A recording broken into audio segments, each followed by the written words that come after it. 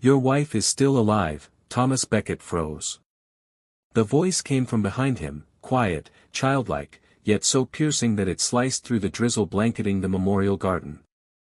Slowly, he turned to face the speaker. A young black girl stood just beyond the circle of mourners. Her oversized hoodie clung to her thin frame, soaked from the rain. She couldn't have been older than 10. Her eyes were wide, serious. "What did you say?" Thomas asked, his voice cautious. "I saw her," the girl said again. "Your wife, she's not dead." One of his assistants chuckled under his breath. "Let's get Mr. Becket out of the rain." "Quiet," Thomas snapped. The girl took a step forward. "I was there the night she came out of the water. She was bleeding, scared. They dragged her into a van." Thomas's jaw clenched. "Little girl, I don't know what game you're playing, but my wife drowned in a storm off the coast. There were no survivors. We searched for weeks. She survived," the girl insisted. "I remember her." "And what makes you so sure it was her?" Thomas asked, folding his arms. "She had a scar," the girl said. "A long one across her left arm, right here." She traced from her elbow to her wrist. "And short platinum blonde hair. She kept yelling your name." Thomas's heart lurched. Elena had gotten that scar in college, falling through a greenhouse window during a student protest. She never liked to talk about it. And that hair, after her chemotherapy, she kept it short, proud, and sharp as her spirit. Still, he shook his head. "That's not possible." "Yes, it is," the girl snapped. "They didn't let her go. A man, he had a fake arm, like a plastic one. He was in charge. He told them to drag her. I saw it all." Thomas's breath caught. He stared hard at the girl. What did this man look like? "White, tall, gray beard, wore a long coat," she said. "He barked orders like he was in the army or something. He told them, 'Move her before anyone sees.'" The girl's voice shook now, not from fear, but urgency. "She saw me. Your wife looked right at me. Her eyes were full of fear, but also like she knew I could help." Thomas blinked away the raindrops, or were they tears gathering in his lashes? Part of him wanted to scream, to tell this child to stop torturing him with hope. But another part, one he hadn't let speak in months, was listening. "She wore a necklace," the girl added, quieter now. "Gold, with a heart, 2 letters on it, E and B." Thomas felt the world tilt beneath his feet. He hadn't shared that detail with the press. No one had. That pendant had been a 10th anniversary gift, custom-made. It had never left Elena's neck. If that moment made your heart stop too, you are not alone. What would you do if someone you loved might still be out there? Like this video if it moved you. Comment below where you are watching from and hit subscribe so you never miss a story that speaks to the soul. The girl reached into her hoodie pocket. From the folds, she pulled out a small handkerchief, light blue, rain-drenched, trimmed with lace. It was fraying at the edges, but one word was still readable, sewn in gold thread, Elena. Thomas took a slow step toward her. "Where did you get this?" "Behind the old cannery," she said. "They stopped the van there that night. I watched from behind the fence." A long silence passed. The wind swept across the marble path, ruffling the petals Thomas had left at the memorial. The world around them blurred, mourners, aides, umbrellas, all faded into the mist. "What's your name?" he asked softly. "Maya." "And why are you telling me this now?" "Because no one else listened," Maya said. "I tried. I told a cop once. He laughed, told me to stop making up stories, but it wasn't a story. I saw everything." Thomas studied her face. Her eyes were too clear, her words too precise. He saw no signs of manipulation, just pain and truth. Behind him, one of the aides muttered, "Sir, the reporters are starting to move in." But Thomas didn't move. He looked down at the handkerchief in his palm, the golden thread catching the dim light. 1,000 memories came rushing back, Elena laughing on the yacht, reading on rainy mornings, the scar she tried to cover in summer. "You're serious?" he whispered. "Dead serious," Maya replied. Thomas turned to his assistant. "Get the car, now." As the black sedan rolled up, Thomas opened the door and motioned for Maya. "Come with me." Her eyes widened. "Really?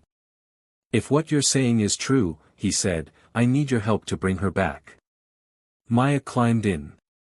The car pulled away from the memorial. Far behind them, a man in a gray raincoat lowered a pair of binoculars and tapped a small device in his coat pocket. "They've made contact," he said into a hidden earpiece. "Proceed to step 2. Back inside the car, Thomas gripped the handkerchief tightly. For the first time in a year, he dared to believe again, and that scared him more than anything. The car was warm, a stark contrast to the rain-soaked silence between them. Thomas Beckett sat in the back seat, elbows on knees, handkerchief still clutched in one fist. Across from him, Maya stared out the window, droplets streaking down the glass like slow tears. Neither spoke for several blocks. Finally, Thomas broke the silence. "Maya, where exactly did you see them take her?" "Down by the docks," she said without turning. "Behind the old cannery on Pier 14, there's a chain-link fence with a hole in it. I hide there sometimes." Thomas leaned back, his mind already reaching through the fog of the past year, chasing shadows he'd forced himself to forget. "And this man with the artificial arm, you're sure?" "Yes," she said firmly. His left arm made a weird clicking sound when he moved it. It was white, like plastic, not like a normal prosthetic. Looked military. Thomas nodded slowly. That detail lodged deep in his memory. Years ago, his company had been in talks with a defense contractor developing tactical prosthetics for veterans. The project never made it past prototype, or so he thought. "You said she looked scared?" he asked. "She was screaming," Maya said, finally meeting his gaze. "Not loud, more like begging. She tried to get away. That's when they grabbed her, dragged her. That man with the arm gave the order." Thomas exhaled long and heavy. "And no one saw this but you?" Maya's face tightened. "I don't matter. People don't look at kids like me, especially not black ones sleeping near dumpsters." The honesty hit him hard. He hadn't thought about how invisible she must be in the city he ruled from penthouses and boardrooms. That same city let his wife disappear and let Maya witness it unseen. "Why did you wait a year to come to me?" "I didn't know who you were at first," she admitted. "Not until I saw a picture of you in a magazine at the library. It said you were giving a speech at the memorial today. That's when I knew." Thomas leaned back, rubbing his temples. The rain tapped against the roof like ticking clock hands. He looked at Maya again, her shoes still soaked, fingers curled in her lap, jaw set like someone much older. He softened his tone. "Do you have anywhere to go tonight?" She shook her head. "Then you'll stay at my house," he said. "At least until we sort this out." Her eyebrows lifted. "You don't even know me." "I know enough. You brought me something no one else could, doubt." He turned to the driver. "Head to the estate." As the car curved off the main road and into the hills, Thomas tapped a number into his phone. It rang twice before a gruff voice answered. It's me. I need your help." There was a pause. "You told me you were done."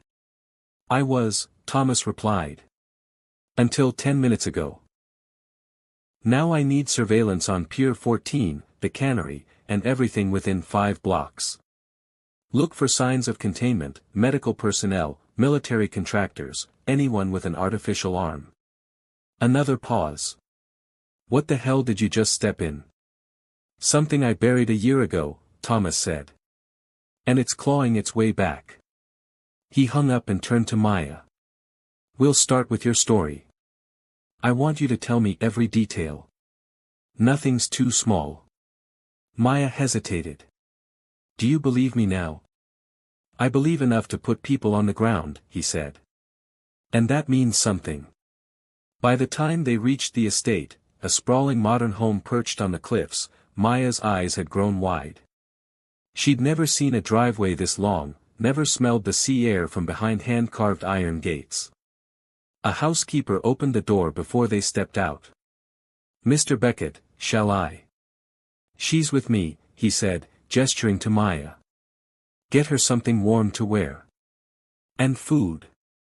Hot food. Yes, sir. Inside, the home was quiet and tastefully furnished, walnut floors, old jazz playing low from unseen speakers. Maya's shoes squeaked faintly as she stepped in. Thomas led her to the den, offered her a blanket, and a seat by the fireplace. She didn't speak as the flames crackled to life, but the tension in her shoulders eased just slightly. Dinner came quickly, grilled cheese, tomato soup, and apple slices arranged like art. Maya stared at it for a long second before picking up the sandwich.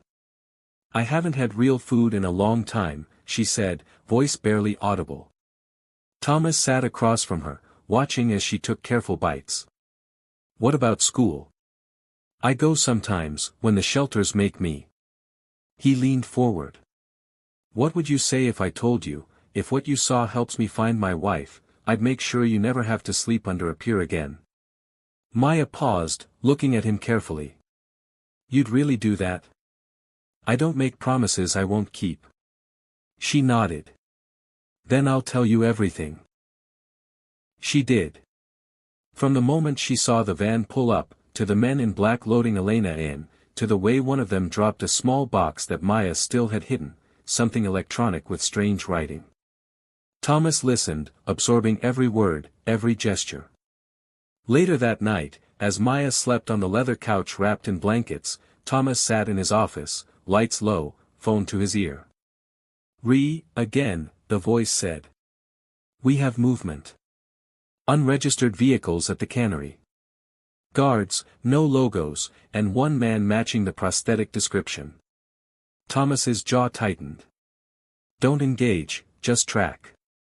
I want to know where they go, who they report to. Understood.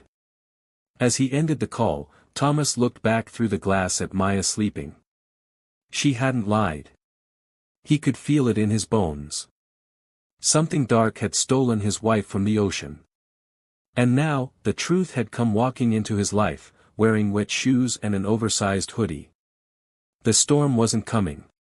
It was already here. The sun was barely up, casting a muted gray over the Beckett estate, but Thomas was already in motion. He hadn't slept. Instead, he had spent the night poring over maps of the harbor, blueprints of the cannery, and security footage from his private archives, footage he paid to have filtered through the years for anything suspicious. None of it had shown Elena. But now, Maya's words had turned those ghost pixels into possibilities. In the dining room, Maya sat at the edge of a tall chair, eating scrambled eggs and toast with the kind of careful focus only hunger and suspicion can create. A fresh hoodie hung from her shoulders, new, clean, still smelling faintly of detergent. She looked smaller in daylight, but no less sure. Thomas stepped in, coffee mug in hand. Did you sleep well? Maya nodded between bites. The couch is softer than anything I've ever slept on. He smiled faintly, though it didn't reach his eyes. Good, because today I need your help. Her eyes narrowed. You want me to come with you? Yes. I need you to show me exactly where it happened. Every step, every turn. Your memory is better than any satellite feed. She swallowed hard. Okay, but if they're still there. They won't see us, he said. We'll be careful. An hour later, they were downtown. Thomas's black SUV rolled slowly through the fog-covered streets, windows tinted, engine humming low. Maya guided him past warehouses and chain-link fences, pointing from the back seat with small, decisive fingers. "There," she said, "behind that dumpster. That's where I was hiding." The vehicle stopped across the street from the cannery. From the outside, it looked abandoned, rusted metal, broken windows, and a giant faded sign reading, "New England Seafood Company." But Thomas had lived too long and too deep in the corporate underworld to believe in broken windows anymore. "Wait here," he told Maya. "Ree is already inside." Seconds later, his earpiece crackled. "We've got movement. One guard, south exit. No uniforms, but definitely armed." Thomas looked at Maya. "You said they took her around the side?" "Yeah, the left side. That door under the light." He nodded, then stepped out of the vehicle, his long coat flapping in the wind. Ree met him at the corner, crouched in the shadows. "No signs of recent activity inside," Ree whispered. "But I found something weird." They slipped through a back entrance, the smell of salt, rust, and rot clinging to the air. Inside, the building was a husk, dust coating every surface. But in one corridor, sealed off by a recently replaced padlock, Ree had found a room. When Thomas entered, the smell shifted: bleach, metal, something surgical. The space was small, no bigger than a hospital room. A rusted cot lay in the center. Metal restraints hung from each corner. Beside it sat a tray, still holding an empty syringe. Thomas's blood ran cold. Then he saw it. Scratched faintly into the cement wall near the cot, a string of letters, shaky but legible, E.B. Elena Beckett. Ree muttered, "This isn't just a hideout. It's a holding cell." Thomas stepped closer, running his fingers across the letters. They weren't old, maybe weeks, no more than 2 months. His wife had been here. He closed his eyes. She tried to leave a sign. She knew someone would come, Ree said quietly. Thomas turned to him. "I want the building watched day and night. If they move her again, I want to know before her foot hits the floor." Ree nodded. "There's more." Across the floor, he held up a bloodied scrap of cloth, navy blue silk, embroidered in silver. Thomas took it, his throat tightening. "It's part of her scarf," he whispered. Back at the SUV, Maya sat with her knees pulled to her chest. When Thomas returned, she looked up, questioning. "You were right," he said. Her eyes flickered with something like pride, but also sorrow. "She was scared, wasn't she?" He nodded. "Very." She looked down. "I don't understand why someone would take her. She's just a lady." "She's not just a lady," Thomas said softly. "She's my wife. And sometimes, when people can't control a man, they go after what he loves most." Maya didn't respond, but her hands clenched tighter around her sleeves. Thomas pulled out his phone. "There's someone I need to talk to." "Maya, I want you to stay here. Lock the doors. Ree will be nearby." He stepped away and dialed. A man answered on the second ring. "Beckett." "Glenn," Thomas said. A pause. "Thomas. It's been a while." "Not long enough." Another pause. Then Glenn said, "Is there a reason you're calling me after a year of silence?" Thomas's voice turned to ice. "I have questions about Elena, about the insurance settlement, about why certain documents went missing." "I think you need rest, Thomas." "The grief." "Don't," Thomas cut in sharply. "Just tell me. Do you know a man with a prosthetic arm who used to work security for off-books transport?" Glenn hesitated. "I think you're chasing ghosts." "No," Thomas said. "I'm following footprints." He hung up. Back in the SUV, Maya watched him silently. "They're scared," Thomas said. "That's good," she whispered. "Scared people are dangerous," she added. He nodded. But so is the truth. As they drove away from the cannery, a storm began to gather overhead, dark clouds rolling in from the sea. And somewhere, not far from that broken building, a woman with platinum blonde hair traced the scar on her left arm and whispered to the dark, "Hold on, Tom. I'm still here." Maya sat cross-legged on the couch in Thomas Beckett's study, the fire flickering against her face. The silence in the room had weight, broken only by the ticking of an antique clock on the mantel.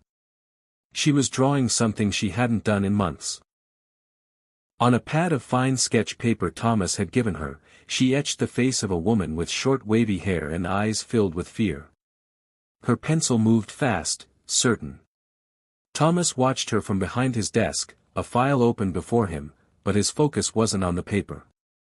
It was on Maya. "You've drawn her before," he said. Maya didn't look up. "Only in my head. Sometimes, when I couldn't sleep, I'd try to remember her face so I wouldn't forget." He leaned forward. "Why?" "Because she looked like she needed someone to remember her." Thomas felt something tighten in his chest. So much of the world had moved on, stocks recovered, the press lost interest. But this girl, with nothing and no one, had held on to his wife's face like a sacred memory. "I want you to come with me tomorrow," he said. She looked up. "Where?" "To meet someone who worked in the harbor patrol. He owes me. He might remember something unusual from the night of the accident." Maya nodded. "Okay." "But, Thomas," she hesitated, then spoke carefully, "if something ever happens, if I'm not there, I need you to run, not freeze. Run, and call the number I gave you. Understand?" She looked at him for a long moment, then nodded again. "I'm not scared." "You should be," he murmured, almost to himself. That night, as the house settled into quiet, Thomas took the sketch Maya had left on the coffee table and stared at it under the lamplight. It was Elena, even without color. Every contour, every line. But something else struck him. In the sketch, Elena's eyes weren't just afraid, they were pleading. "Help me," he whispered to the empty room. The next morning was dry and cold. They drove to a marina on the edge of town, where a fleet of patrol boats lay moored beside peeling docks. Thomas led Maya down to a narrow slip where an old man in a denim jacket was smoking a cigar beside a powerboat. "Beckett," the man greeted, voice like gravel. "Ray," Thomas said, extending a hand. "Thanks for meeting me." Ray looked at Maya, eyes narrowing slightly. "This your kid?" "She's a witness." Ray took another puff. "You said this was about Elena? I thought you buried that storm." "I did," Thomas said. "But she didn't stay buried." Ray squinted. "What do you mean?" Thomas nodded at Maya. She stepped forward, voice steady. "I saw her get pulled from the water. I saw where they took her." Ray looked stunned but not skeptical. He glanced at Thomas, then back at the girl. "That night, there was something. A distress beacon, unregistered. We logged it, but then someone from Homeland called and told us to delete the report. Said it was a drill." "Where was it?" Thomas asked sharply. Ray walked over to a cabinet inside his boat and pulled out a laminated chart. He circled an area off the coast. "Right there, near Deadman's Bluff. That's where the ping came from." Thomas frowned. No one followed up. Ray shook his head. "After the call, we were told to forget it." Thomas ran a hand through his hair. Another thread in a web growing too wide, too fast. He turned to Maya. "Do you remember hearing any helicopters?" She shook her head. "Just engines, like vans or trucks." Ray handed Thomas the chart. "You going after her?" "Yes." The old man nodded. "Then watch your back. If they silence this fast, they'll come for anyone who digs." On the drive back, Maya was quiet, her fingers tracing the edge of the map. Do you think they knew she'd survive? I think they hoped she wouldn't, Thomas said. And when she did, they hit her. Why her? Maya asked. She's just your wife. Thomas hesitated, then said, she wasn't just a wife. She was working on a lawsuit, one that could have exposed half a dozen shipping executives for money laundering and human trafficking. She was weeks from going public. Maya turned to him, her eyes wide. So this wasn't about you? No, Thomas said. It was about silencing her. Maya sat back, stunned. They tried to erase her. Thomas nodded. And they almost did, until you saw her. That night, they returned home to find the gates slightly ajar. Thomas's instincts screamed. Stay here, he told Maya. He stepped out cautiously, walking toward the door. It was unlocked. Inside, the lights were still on, but a drawer in the study had been pulled open, papers spilled on the floor. Ree arrived minutes later. Someone searched your office. No forced entry. Whoever did this had a passcode. Thomas clenched his fists. That means someone close. Maya hovered in the hallway, hugging herself. Thomas turned to her. You okay? She nodded. They're watching us, aren't they? Yes, he said. That's good, she whispered. That means they're scared. He gave her a small, proud smile. Yeah, it does. Later, as they stood in the quiet living room, Maya looked at the large family portrait over the fireplace, Thomas and Elena laughing in the sun. She's still alive, she said. I can feel it. Thomas looked at her, voice low. Then we find her, no matter what it takes. Outside, a car idled on the street, a figure inside watching through binoculars. She's more trouble than we thought, the voice whispered into a phone. The girl's memory is too good.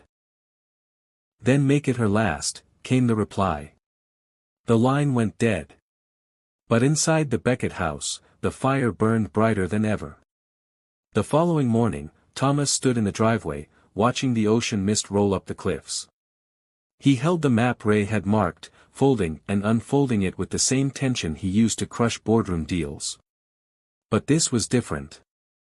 This wasn't profit. It was life, Elena's life. And now Maya's safety hung in the same balance. Inside, Maya was quietly eating cereal, eyes darting toward every window, every creak of the house settling. The break-in had shaken her, but not broken her. If anything, it hardened her resolve. She was starting to understand what it meant to be part of something dangerous, something bigger than herself.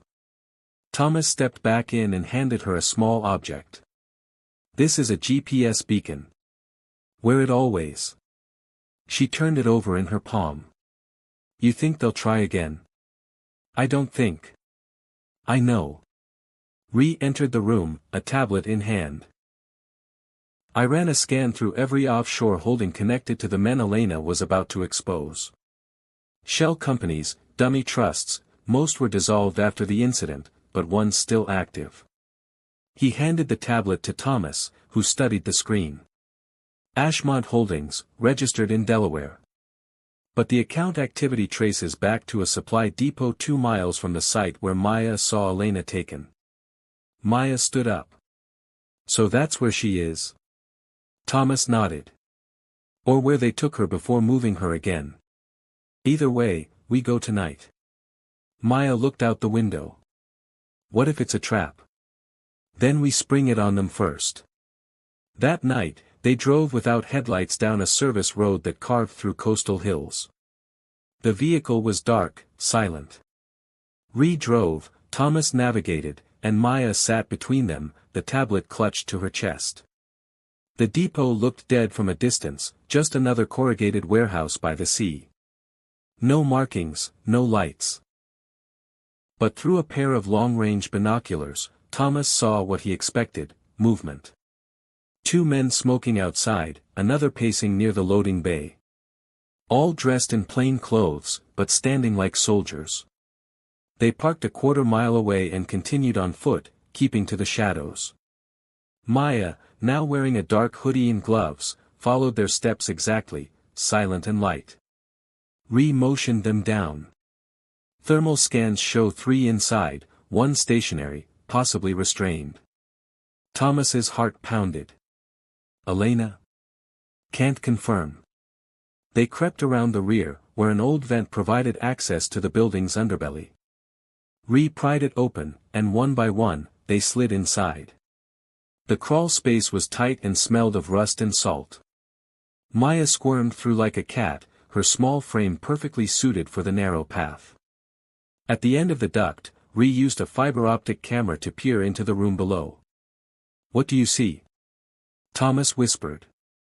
He paused, then whispered back, "One man standing, arm mechanical." "It's him." Maya's breath caught. "That's the one." Ree nodded. Another man guarding a woman, blonde, tied to a chair. Thomas's vision blurred for a second. His heart thundered so loud it seemed to fill the narrow space. "We go in hard," Ree said. "Quiet, fast." They exited the vent into darkness, moving silently behind crates and support beams. Then, with perfect synchronicity, they struck. Ree tackled the guard by the door, his silencer puffing twice before the man dropped. Thomas rushed toward the woman, tearing duct tape from her mouth. "Elena, Elena, it's me." Her head lolled weakly, but her eyes focused. "Tom." He pulled her into his arms. "I've got you. You're safe." But behind him, a metal click echoed. Thomas turned. The man with the artificial arm stood there, gun raised, blood dripping from his nose where Ree had struck him. "You don't know what you're doing," the man growled. "I know exactly what I'm doing," Thomas replied, shielding Elena. The man sneered. "She had evidence, names. They paid me to make it disappear, but she wouldn't die. Should have just let the sea finish the job." Thomas took a step forward. "Drop the weapon." Before he could answer, a voice from the shadows barked, "Drop it first." Maya stepped out, a heavy flashlight in both hands. It wasn't a gun, but she held it like one, fearless. "You again," the man spat. "You're just a stupid kid." Maya's eyes narrowed. "Then why are you scared of me?" In the moment of distraction, Ree lunged and disarmed the man, knocking him unconscious with a final blow. Thomas turned to Maya, stunned. "You could have been hurt." She shrugged. "I'm tired of hiding." They carried Elena out through the same vent, her breathing shallow but steady. Outside, a black van waited. Ree's team had called backup. Medics were ready. As the doors closed, Thomas held Elena's hand. "You're safe now." She coughed, barely a whisper. "Not all of them, gone." Thomas leaned in. "What?" Her eyes locked on his. "Ashmont. It's just one part. Others, watching." He nodded. "We'll find them." Beside him, Maya held the sketch she had brought, the one of Elena's face. "Keep it," Elena rasped, smiling faintly. "It's better than any photo." As the van sped away, Thomas looked back at the depot, dark now, but still full of secrets. This was no ending. It was a beginning, one they would face together. Thomas sat at Elena's bedside in the private medical wing of his estate. The silence between them was broken only by the soft beeping of monitors. Her face, pale and bruised, was almost unrecognizable beneath layers of fatigue. Yet her grip, despite the 4 running into her arm, remained strong, fingers woven tightly through his. There was still fire in her, though it burned quietly now. Maya stood at the door, hesitant.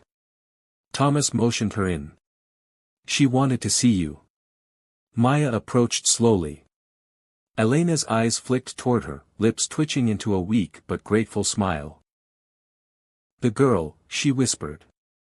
"Her name is Maya," Thomas said softly. Elena nodded.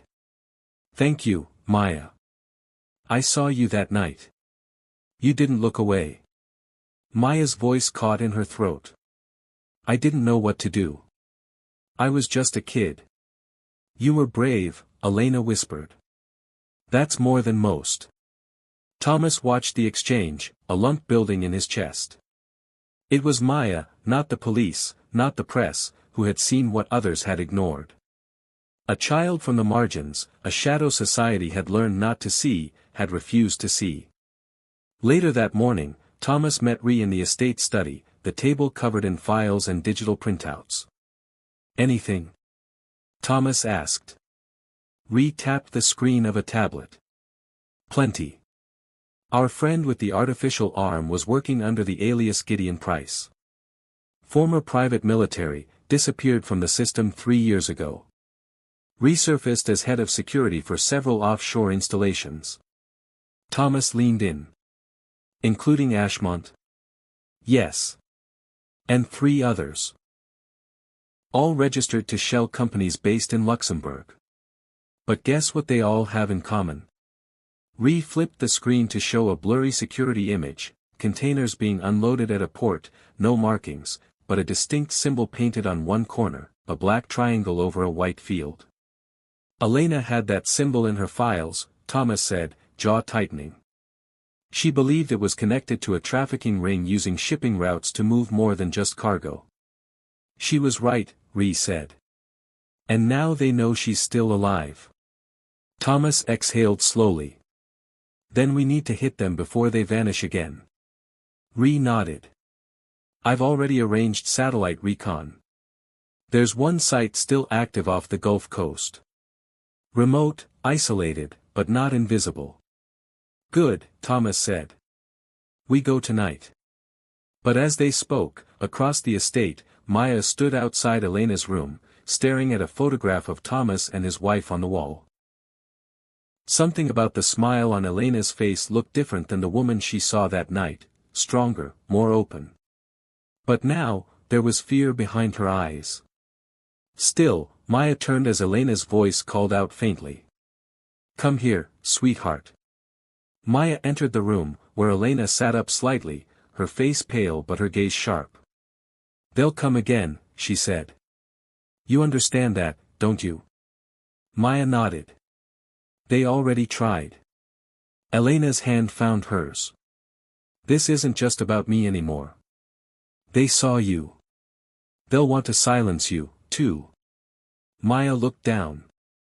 Then let them come. I'm not scared. Elena smiled. That's what scares them. Downstairs, Thomas prepared a go bag, satellite phone, encrypted flash drives, Glock 17, extra magazines. His heart felt heavier than ever. Elena was home, but the storm hadn't passed. It had simply changed direction. By evening, the team was en route to Louisiana, where the last operational outpost stood on the edge of a forgotten bayou. It wasn't on any modern maps, built decades ago as a weather station, then sold to a private firm. No roads, only swamp and silence. They landed via private chopper 2 miles out, finishing the journey by boat. The facility loomed from the mist, gray, square, soulless. 2 towers, 1 dock. No guards visible, but Thomas knew better than to trust appearances. Inside the boat, reloaded his weapon. No mistakes tonight. Thomas nodded. We go in, get the servers, and get out. No heroics. But as they disembarked, Maya's voice crackled through the headset. She'd stayed behind at the surveillance van with a comms tech. Thomas, I see something. Northwest corner of the building. There's movement. Thomas crouched behind a pile of crates. Details. A man, armed, talking to someone through an earpiece. I think they're evacuating files. Thomas cursed.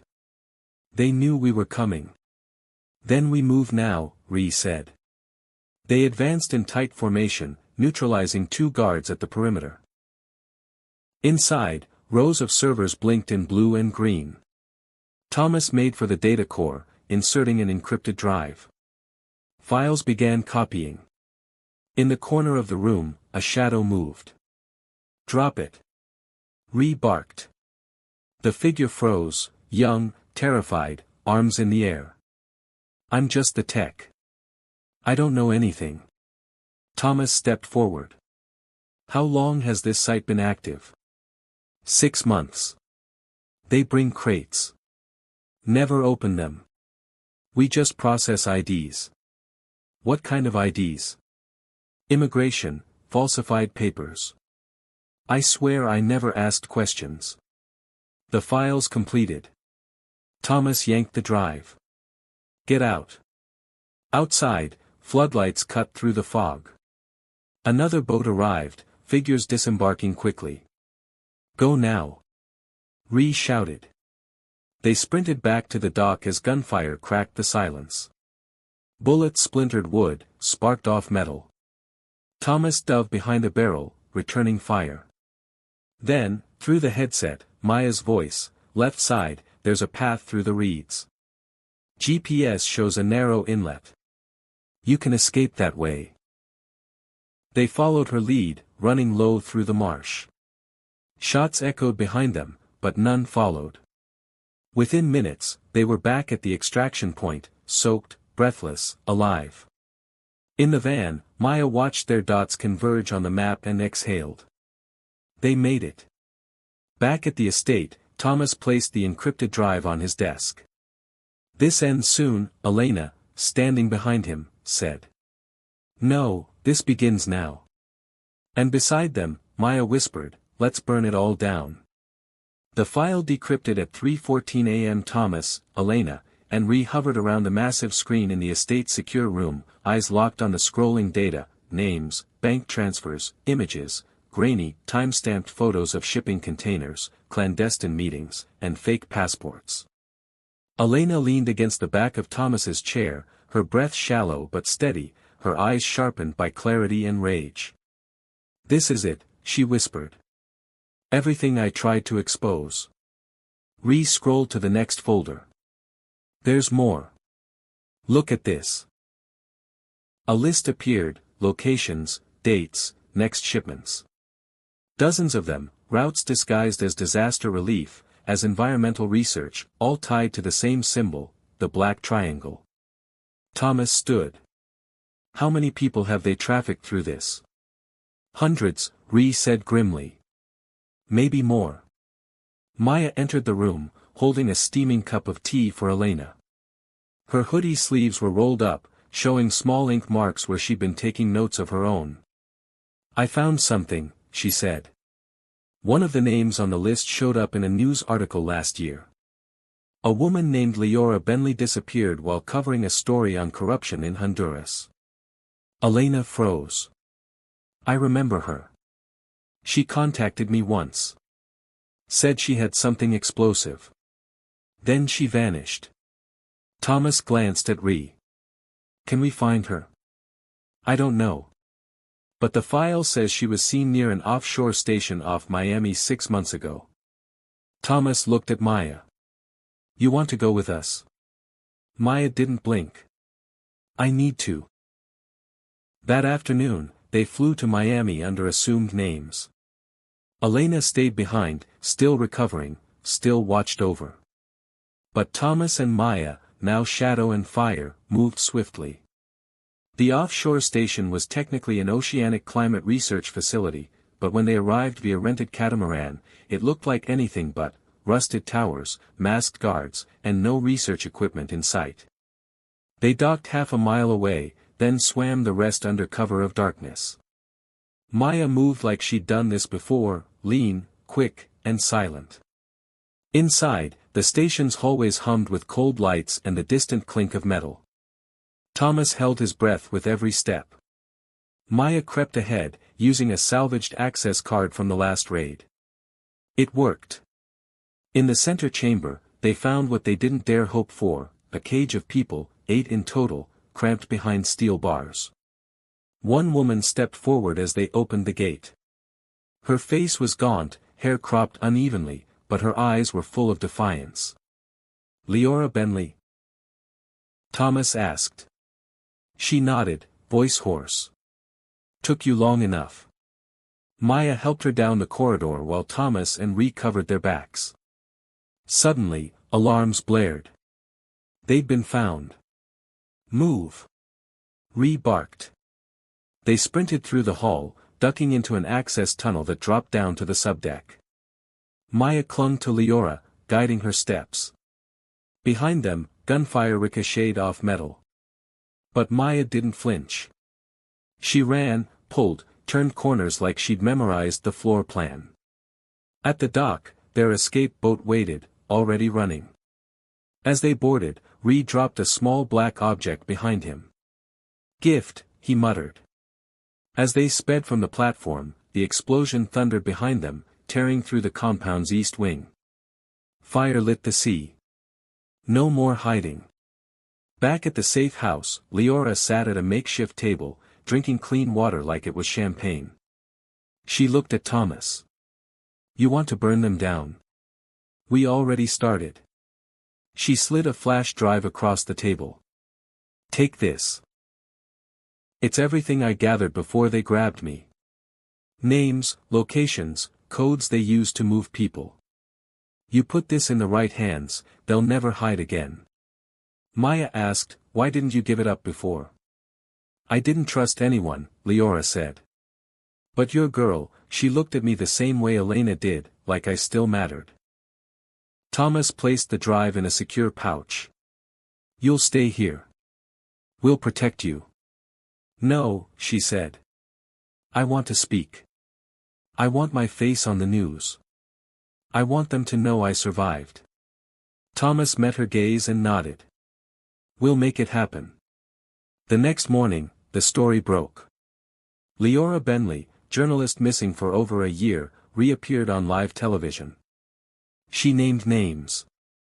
She detailed the torture, the bribes, the disappearances. Her words ignited fires across the country: protests, investigations, anonymous tips flooded law enforcement. Back at the estate, Thomas watched the screen in silence. Elena came to sit beside him, her fingers brushing his. "You did it." "We did it," he corrected. From the hallway, Maya peeked in. "There's something outside." Thomas stepped onto the porch. Parked across the street was a black sedan. Inside sat a man in a dark suit, watching. No plates. Ree appeared at the door behind him. "They're getting desperate." Thomas nodded. "Let them come." That night, he sat with Maya in the study. "You don't have to keep going," he told her. She looked at him, eyes fierce. "Yes, I do." He smiled. "Then we fight together." And deep in the woods beyond the estate, a signal tower blinked to life. The final storm was coming. And this time, the world would be watching.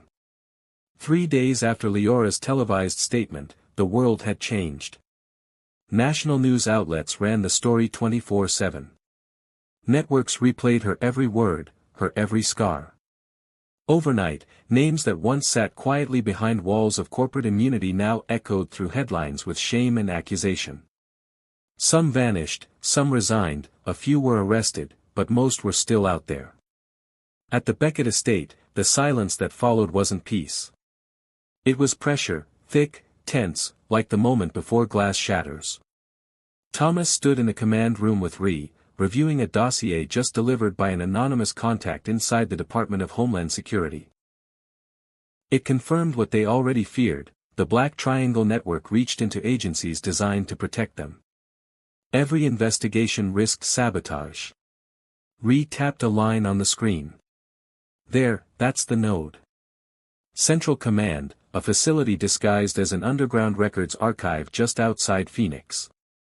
Thomas studied it. "We take it out, the web collapses."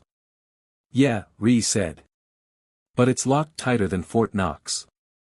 Elena entered, looking stronger than she had in weeks. Her voice was firm. "Then we don't knock. We flood it." Maya, who had been curled in the corner sketching, looked up. What does that mean? Thomas turned to her. It means we don't sneak in quietly. We expose them with light, live, loud, with proof. That night, Maya and Elena worked together, comparing files, matching receipts, encoded shipments, hidden bank transfers.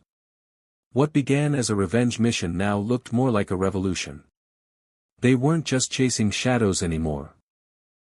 They were building a case that could crumble an empire. In the early hours of the morning, Ree briefed the team. Tomorrow, 0600, we move.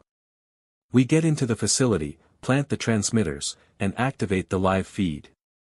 No filters, no delay. The whole world will see what they've hidden. Thomas turned to Maya. You're not coming. I have to, she protested. No, he said. You're the backup. If we fail, you upload everything. You're our fail-safe. She hated it but nodded. She understood. By sunrise, the team was en route. A private plane dropped them 3 miles from the target zone, where armored SUVs waited. The Arizona heat rose in waves across the sand, the desert both beautiful and cruel. From a bluff, they saw it, a low building nestled against rock, guarded but not flashy, nondescript, perfect for secrets. Thomas checked his earpiece. Everyone ready? Ree's voice came through. In position. The operation moved with precision. Entry through a ventilation shaft, 2 guards silently subdued, down a hallway lined with climate-controlled vaults, past sensors and retinal scanners Ree had disabled remotely. In the heart of the structure, they found it, a server farm bigger than anything Thomas had imagined. Racks of drives pulsed with data, the heartbeat of a global crime machine. Thomas planted the transmitter. Elena, appearing via encrypted link, prepared the broadcast. Then a voice came from the shadows. Well done, it said, slow and smooth. A man stepped forward, tall, silver-haired, calm. He wore no uniform, no armor, just a charcoal suit and a knowing smile. I was wondering how long it would take you to reach the center. Thomas stepped between him and the others. Who are you? Call me Hale, the man said. I used to run intelligence in 4 continents. Now I manage risk. Elena's voice snapped through the earpiece. He's on the original list. Hale J. Whitmore, ex-CIA, turned private consultant. Vanished 5 years ago. Hale smiled. I never vanished. I just became quieter. Ree raised his weapon. Step aside. But Hale didn't flinch. Do you really think uploading a few files changes anything? Systems don't collapse because of data. They collapse when belief does, and no one believes in justice anymore. Thomas took a step forward. Then let's give them a reason. He pressed the trigger on the transmitter. Instantly, every screen in the server room blinked and switched to a live broadcast, faces, victims, contracts, names, money trails across the world. Phones vibrated, computers froze, television screens turned black, then lit with the truth. Hale's smile faded. You'll be hunted. Thomas stared him down. Then we'll make it worth the chase. Sirens blared outside. The facility's security had been compromised. Footsteps thundered in the hall. Hale turned and disappeared into the shadows before they could stop him. The team retreated through a tunnel route, emerging on the far side of the ridge where helicopters waited. Back at the estate, Maya watched it all unfold, live on every channel, every app. Tears streamed down her face, not out of fear, but relief. They did it. They told the world. Later that night, as the house finally settled, Thomas sat by the fireplace with Elena and Maya. A rare peace blanketed them. People are scared now, Maya said. Thomas nodded. Good, but fear fades. We'll have to keep pushing. Elena squeezed Maya's hand. This time, we won't be alone. Outside, Protesters had already begun to gather in cities across the country, signs held high, names shouted into the night. Justice awakened from slumber. In the distance, Hale watched from a black SUV, face unreadable. "You think they've won?" the driver asked. Hale exhaled slowly. "No, they've just started a fire." But in the Beckett home, surrounded by truth, defiance, and the unlikeliest of heroes, the fire wasn't fear, it was hope. And for the first time in a long time, no one felt invisible. The days that followed were chaos wrapped in revelation. Major networks scrambled to verify what had been streamed globally, documents detailing trafficking routes, names of senior officials, private security firms laundering human lives behind layers of research and development. Protesters flooded cities from Boston to San Francisco. Politicians either distanced themselves or went into hiding. One senator resigned. Another was arrested stepping off a private jet in Zurich. But inside the Beckett estate, silence reigned, not the uneasy kind that follows danger, but the heavy, loaded kind that precedes a decision.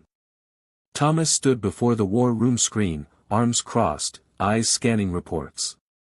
Elena was at the far desk, speaking in hushed tones to a civil rights attorney readying a global lawsuit. Maya sat beside her, laptop open, eyes bouncing between satellite images and encrypted messages from whistleblowers. "I found something," Maya said, pointing to a memo buried in a backup folder. "It references a Directive 81. It's some kind of contingency, like emergency removal." Thomas walked over. "Removal of what?" She clicked through the document. "Not what, who." "Targets." They listed names. "Survivors." "Whistleblowers." "Us." Elena froze. "They've prepared for exposure." Re-entered then, holding a sealed envelope. This was just delivered by a courier. No return address. Thomas took it and opened it slowly. Inside was a single photograph, black and white, a teenage Maya, maybe 12 years old, standing on a school playground. Circling her was a red marker. Below it, a typed message, "Clean the mistake." Maya's eyes widened, her face paling. "They've marked you," Thomas said. "From the beginning." Elena's voice cracked. "What do they mean, mistake?" Maya's voice trembled. "I saw something when I was a kid. I didn't understand it then, but it was them, men in uniforms moving a group of women into trucks. My school was right next to an abandoned industrial site. I told a teacher. She told me to forget it." Thomas clenched the photograph in his fist. "They've had eyes on you since then. But when you saw Elena and spoke out, you became the spark they couldn't contain." "I don't want to run," Maya whispered. "You won't," Elena said, gently touching her arm. "We stand." The room shifted then, from strategy to purpose. They weren't just fighting to reveal the truth. They were fighting to survive it. That night, Thomas met with Ree and Elena in the underground strategy room. The screen showed a flurry of new threats, underground forums, bounty chatter, encrypted messages warning of upcoming strikes. "They'll hit the estate," Ree said. "They'll try to make it look like an accident, a robbery gone wrong. If we stay, we die." Thomas shook his head. "If we run, they win. We hold the line here." He turned to Elena. "Call Leora. Tell her to prep the second wave of evidence. If anything happens to us, she releases everything." The next day, the estate transformed into a fortress. Security drones patrolled the grounds. Surveillance feeds flickered on every screen. Maya trained with Ree, learning how to move fast, how to shoot, how to hide without leaving a trace. She didn't hesitate. "You were made for this," Ree told her one evening as she dismantled and reassembled a training pistol. "I was made invisible," she replied. "Now I see them." That night, while the house lay quiet under a crescent moon, a perimeter alert tripped. Thomas rushed to the command center. On the screen, 3 silhouettes moved with precision, dressed in black, approaching the east wall. "They're here," he said. Ree was already strapping on gear. "We hold them off long enough to send the final broadcast." Maya stood at the door, defiant. "I'm staying." Thomas stared at her, then nodded. "You know what to do." The assault came like a flood. 3 became 6, then 10, armed, trained, silent. But the estate fought back, security systems, traps, drones. Ree and his team pushed them into bottlenecks, disarmed 2, captured 1 alive, but not without a price. A deafening blast took out part of the west wing.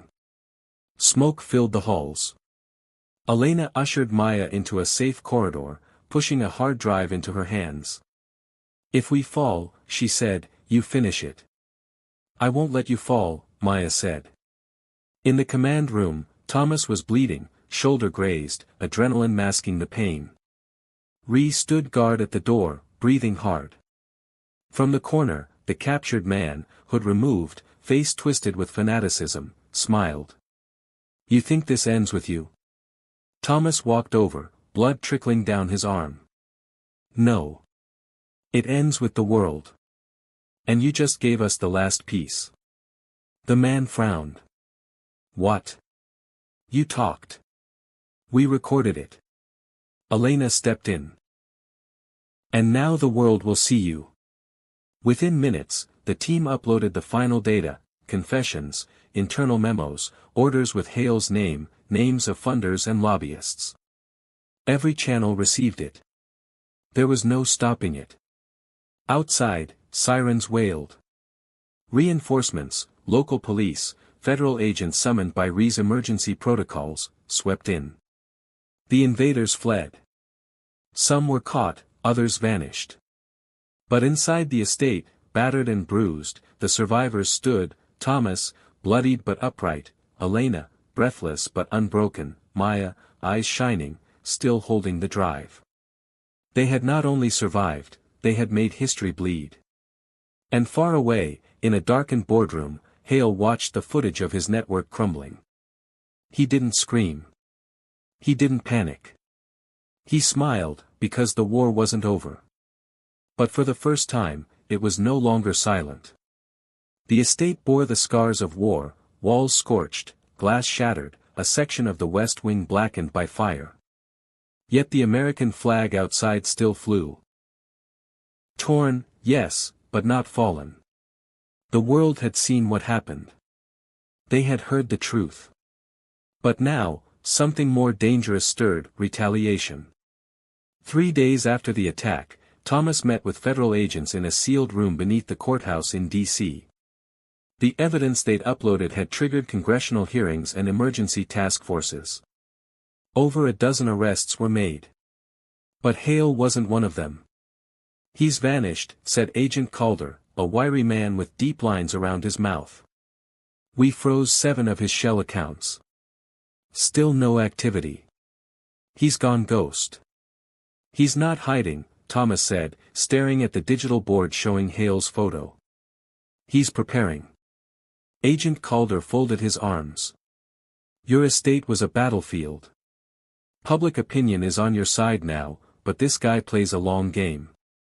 He'll let the noise fade and strike again." Thomas's jaw tightened. "Then we draw him out." Back at the estate, Elena sat in the recovery room with Maya.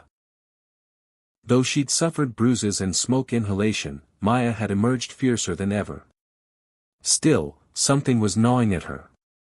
She stared out the window, knees drawn to her chest. "You haven't said a word in hours," Elena said gently. "I keep thinking about what would have happened if I hadn't spoken up that day," Maya murmured. All these people, would have stayed hidden." "You gave them a voice," Elena said. "No," Maya whispered. "I gave them a reason to be seen." That night, Thomas returned with news. "We're being called to testify," he said. "Congressional hearing." "Elena, Maya, you both. They want it public." Elena raised an eyebrow. "You're joking." They need the human faces, Thomas explained. The names alone aren't enough anymore.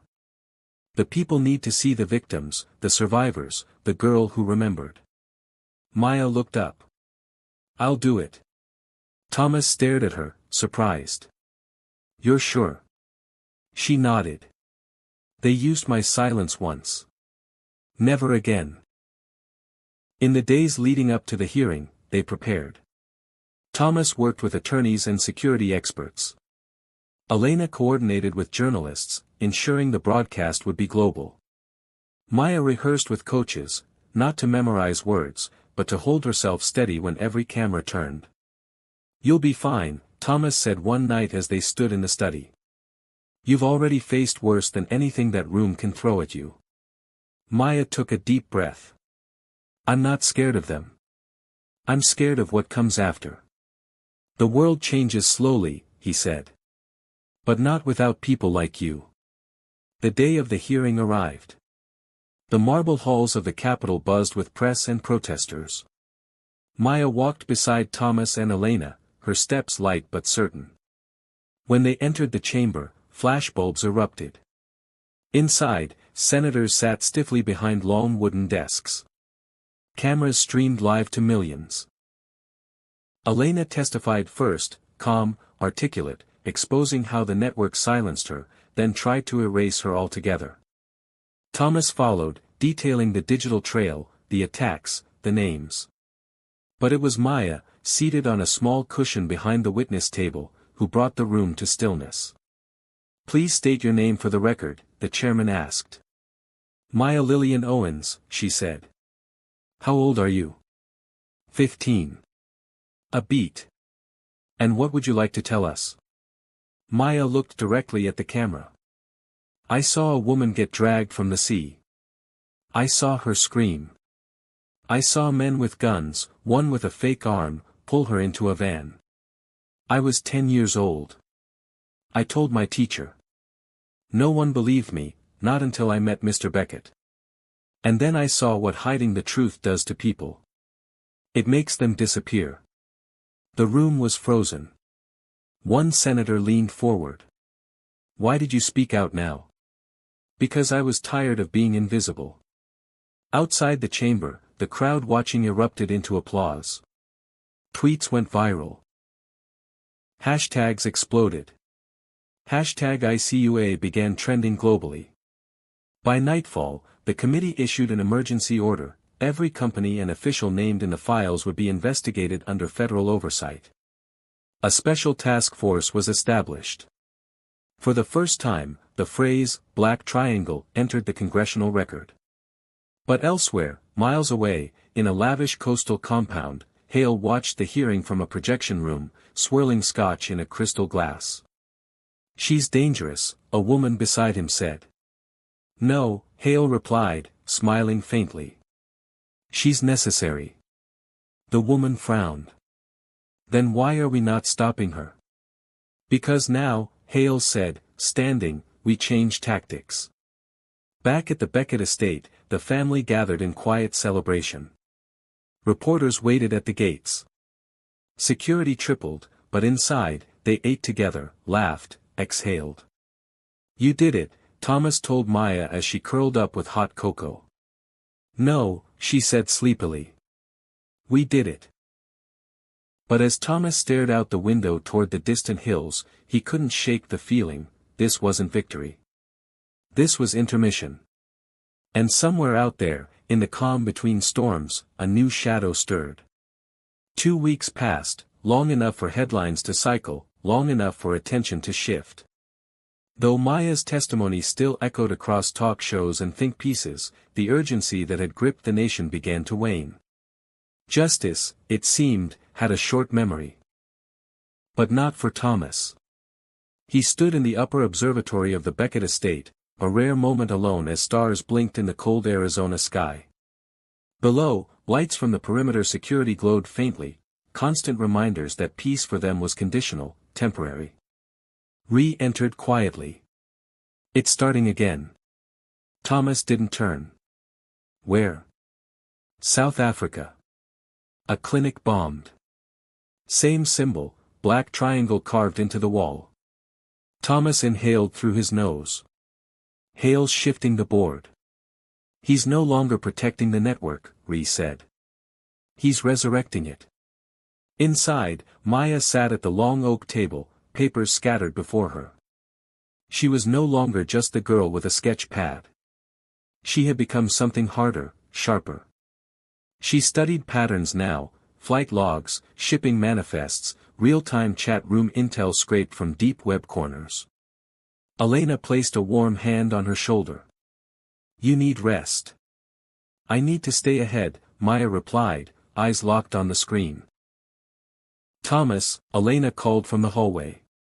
It's time. In the briefing room, they gathered, Ree, Elena, Maya, and two new faces, Agent Mara Green from the FBI's Human Trafficking Unit and Julian Price, a data analyst who once worked in Hale's digital operations before defecting. Julian brought up a map, red dots scattered globally, with one flashing in the North Atlantic. This one is different, he said. Off the coast of Iceland, a former NATO listening station. It's been offline for years, or so they claimed. I've tracked 7 communications relays pinging from that location in the last 24 hours. Ree whistled. That's command-grade traffic. Julian nodded. We believe that's where Hale's operating from now. It's dark, cold, perfect for a reset. Elena stepped forward. We end it there. Thomas turned to Maya. You're not going this time. Maya frowned. Why? Because you're the symbol now, Elena said. If something happens to you, this movement fractures. Maya sat back, struggling to accept it. You want me to be a voice, Thomas added. Now we need you to keep using it. Rally people, keep them focused. If we fail, they need to believe the fight still matters.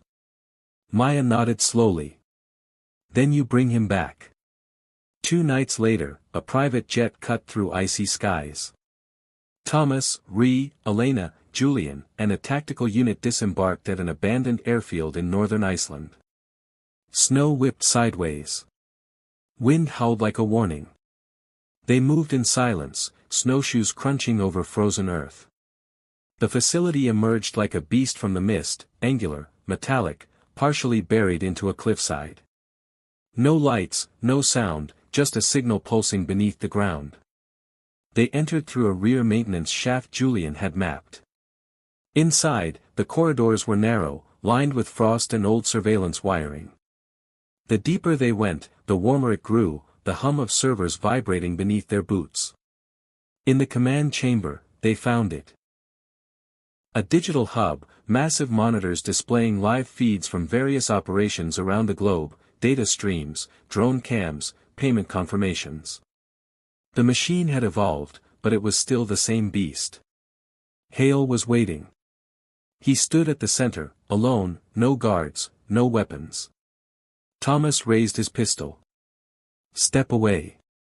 I'm not armed, Hale said calmly. You've already won, haven't you? Elena narrowed her eyes. Where are your people? Hale gestured to the screens. Everywhere, nowhere. I no longer need soldiers, just systems. Julian accessed the control terminal. I can shut it down. You can't, Hale said. It's decentralized. Every node you destroy spawns another. Ree scoffed.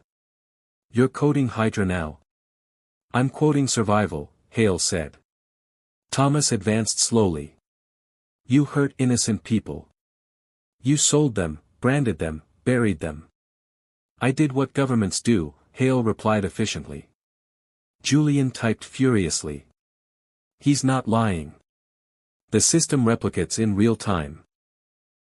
Elena looked Hale in the eyes. Why let us find you? Because, he said, smiling faintly, I'm tired, and I wanted to see what hope looks like before I die. A sudden clatter echoed from behind. One of their agents dropped, a dart in his neck. Then another. Ambush. Ree yelled, firing toward the entrance. Masked figures stormed in, silent, fast, lethal. Not soldiers, not mercenaries, operatives. Hale's last hand. Thomas pulled Elena behind the console. Get the drives. Ree returned fire, dropping 2 attackers. Julian ducked beneath the terminal, yanking hard drives free and stuffing them into his coat. I have the core files, he shouted. Go. Thomas ordered. The team fled through the maintenance shaft, gunfire chasing them. Hale stayed behind, untouched, watching it all unfold. Outside, a snowmobile team awaited extraction. They escaped into the blizzard, wounded but alive, carrying everything Hale had built. Hours later, back at the safe house, Elena stared at the decrypted files, names, new ones never exposed. We finally got him, she said. Thomas sat beside her, exhaustion heavy in his bones. No, he said. We exposed him. Now the world has to choose. And across the ocean, Maya sat in front of a crowd at a youth summit, her voice steady in the microphone. You've seen the truth. Now it's up to you, because silence is a luxury we can no longer afford. Her words, soft as snowfall, ignited another storm. And in the dark, Hale closed his eyes, whispering, let's see what they do with the light. It began not with applause, but with silence, heavy, reverent, electric. Maya stood center stage at the United Global Youth Forum in Chicago, the final speaker of the closing day. Her voice wasn't loud, but it didn't need to be. The auditorium leaned into her, drawn not by her fame, but by her fire. When I was 10, she began, I saw something terrible. I told the truth. No one listened. She paused, scanning the sea of faces, thousands of young people, activists, journalists, veterans, survivors. But the second time I spoke, the world had no choice. A single clap broke the stillness. Then another, then hundreds, then thousands, standing, roaring, weeping. They weren't applauding her. They were applauding the sound of something waking up. Back at the Beckett estate, Thomas stood in the garden with Elena. The roses she once planted had begun to bloom again, vibrant, resilient. Maya's speech echoed from a small radio on the table beside them. She's not the girl we met, Elena said. Thomas smiled softly. No, she's who she always was.